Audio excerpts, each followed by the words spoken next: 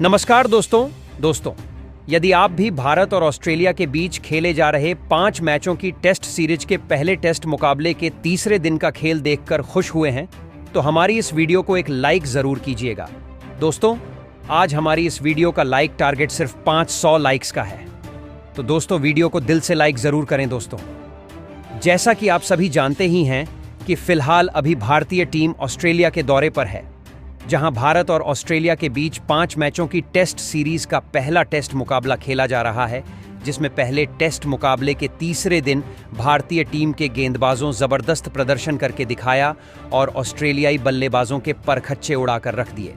तो दोस्तों, बताने जा रहे हैं आपको भारत और ऑस्ट्रेलिया के बीच खेले जा रहे पहले टेस्ट मुकाबले के तीसरे दिन का पूरा रोमांचक हाइलाइट्स। उससे पहले यदि आपने अभी तक चैनल को सब्सक्राइब नहीं किया है तो सब्सक्राइब जरूर करें, ऐसे ही क्रिकेट की अपडेट पाते रहने के लिए। तो दोस्तों, भारत और ऑस्ट्रेलिया के बीच 5 मैचों की टेस्ट सीरीज का पहला टेस्ट मुकाबला पर्थ क्रिकेट स्टेडियम में खेला जा रहा है, जहां टॉस ऑस्ट्रेलिया के कप्तान पैट कमिंस ने जीता था और टॉस जीतकर पहले गेंदबाजी करने का फैसला किया कर मेहमान भारतीय टीम को पहले बल्लेबाजी के लिए आमंत्रित किया था,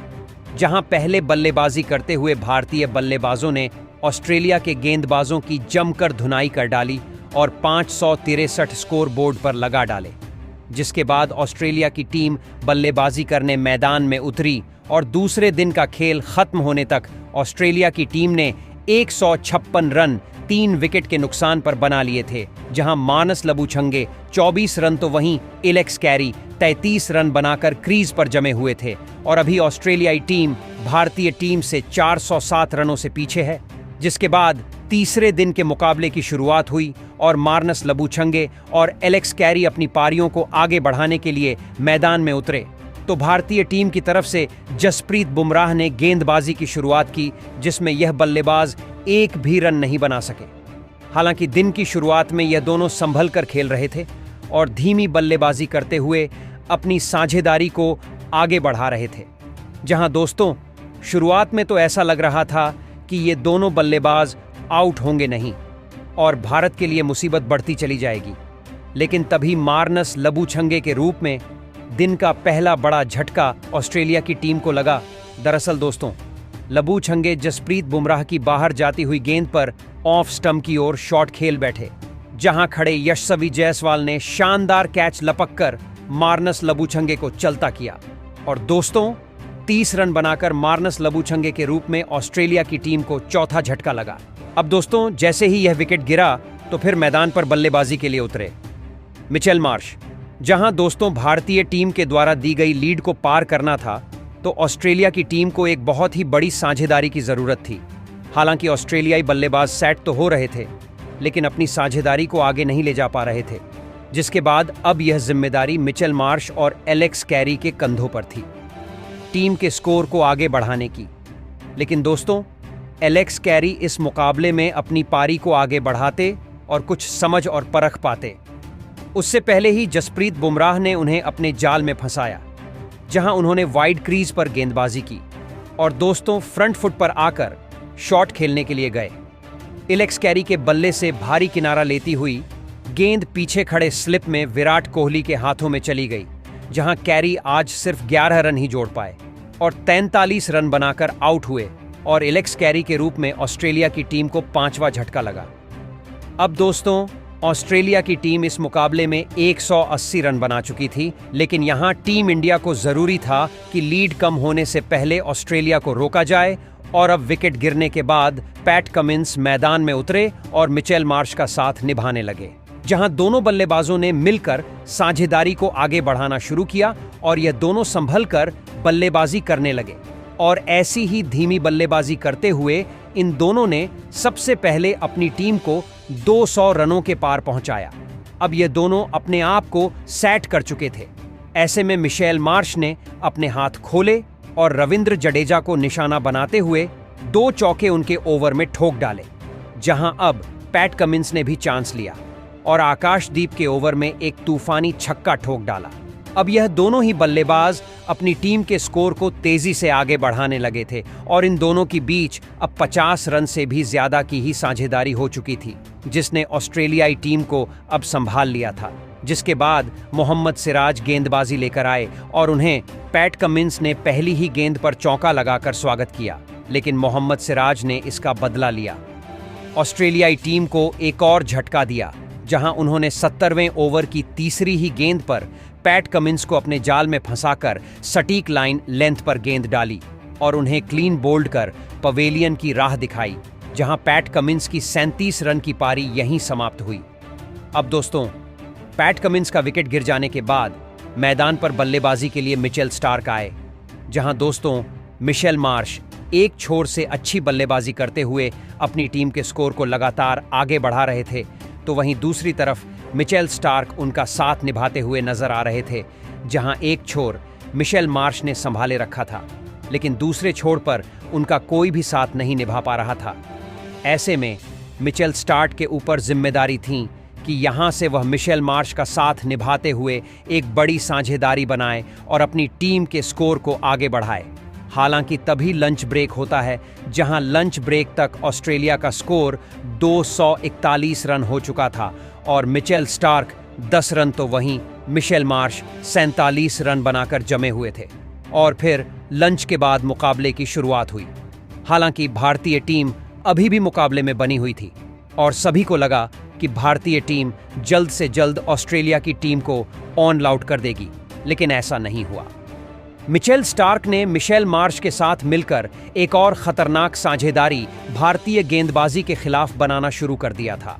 वहीं मिशेल मार्श मैदान में पूरी तरह सेट हो चुके थे और वह खतरनाक बल्लेबाजी कर रहे थे, जहां उन्होंने सबसे पहले अपने अर्धशतक को पूरा किया। दूसरी तरफ मिचेल स्टार्क भी उनका साथ बखूबी निभा रहे थे। अब इन दोनों की साझेदारी ने एक बार फिर कप्तान जसप्रीत बुमराह के साथ साथ भारतीय टीम की परेशानियों को बढ़ा दिया था। दोनों ही खिलाड़ी भारतीय टीम की स्पिन गेंदबाजी को अपना निशाना बना रहे थे और लगातार बड़े शॉट खेल रहे थे, जिसने भारतीय टीम के हर एक गेंदबाज को दबाव में डाल दिया था, जहां भारतीय टीम की मुश्किलें खत्म होने का नाम ही नहीं ले रही थीं। मिचेल स्टार्क तक भारतीय गेंदबाजी पर आसानी से रन बना रहे थे और इन दोनों की यह साझेदारी अब 50 रनों से ज्यादा हो चुकी थी और लगातार मजबूत होती जा रही थी, जहां खतरनाक बल्लेबाजी कर रहे मिशेल मार्श अपने शतक की तरफ तेजी से आगे बढ़ रहे थे और ऑस्ट्रेलिया की बढ़त भारतीय टीम के खिलाफ बढ़ती ही जा रही थी। और फिर इसी बीच मिशेल मार्श ने एक शानदार चौका लगाते हुए अपना इस मुकाबले का ऐतिहासिक शतक ठोक डाला और देखते ही देखते मिशेल मार्श और मिचेल स्टार्क के बीच शतकीय साझेदारी भी पूरी हो चुकी थी, जिसने कप्तान जसप्रीत बुमराह के हर एक प्लान पर पानी फेर दिया था।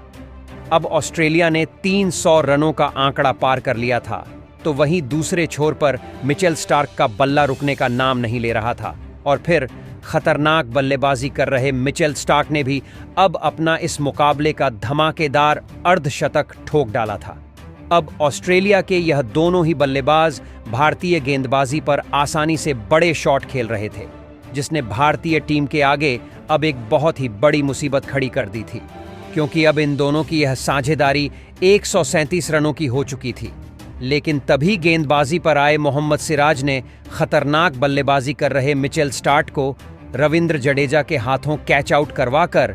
पैवेलियन की राह पकड़ाई। मिचेल स्टार्क 73 गेंदों में 65 रनों की अद्भुत पारी खेलकर आउट हो वापस लौटे। अब एक बड़े इंतजार के बाद भारतीय टीम को ऑस्ट्रेलिया का एक महत्वपूर्ण विकेट मिल चुका था, जिसके बाद अब बल्लेबाजी के लिए नाथन लियोन मैदान में उतरे थे। लेकिन नाथन लियोन को भी भारतीय टीम की गेंदबाजी ने ज्यादा देर तक मैदान में टिकने नहीं दिया और गेंदबाजी पर आए आकाशदीप ने नाथन लियोन को एलबीडब्ल्यू आउट कर पैवेलियन का रास्ता दिखाया।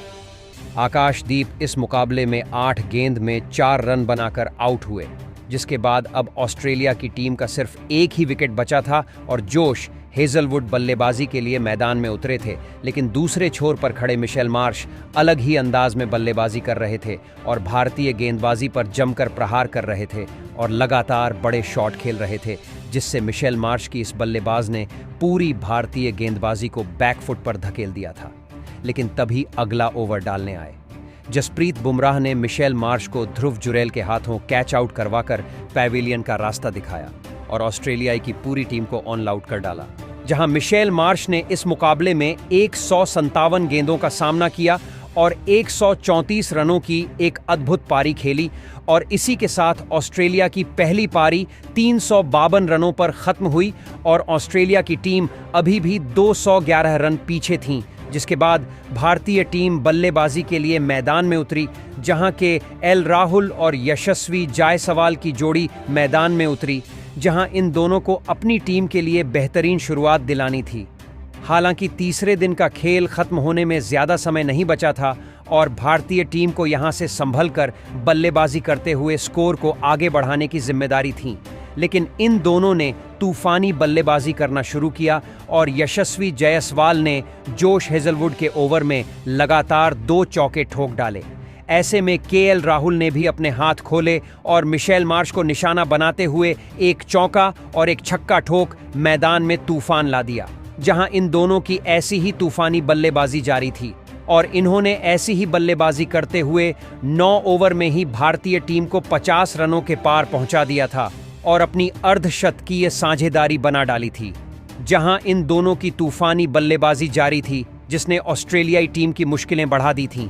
जहां ऑस्ट्रेलियाई टीम विकेट निकालने की पूरी कोशिश कर रही थी, लेकिन यह दोनों अपना विकेट देने के लिए तैयार ही नहीं थे